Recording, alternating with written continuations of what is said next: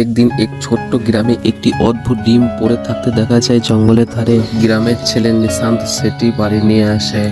ডিমটা ছিল গরম আর রঙিন। কিছুদিন পর ডিম ফেটে বের হলো একটি ছোট্ট ড্রাগন।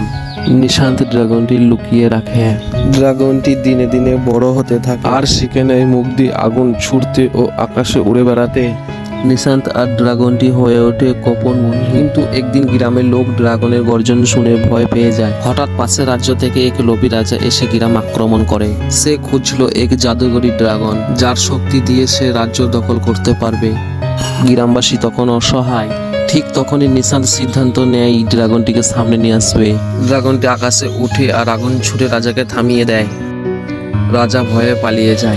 গ্রামের সবাই প্রথমে ভয় পেলেও বুঝতে পারে ড্রাগন খারাপ না, বন্ধু হতে পারে। নিশান্ত ও তার বন্ধু ড্রাগন হয়ে যায় গ্রামের রক্ষক। সে হয়ে যায় সাহসী ও বুদ্ধিমান এক বালক, যার বন্ধু এক আগুন ছড়া ড্রাগন।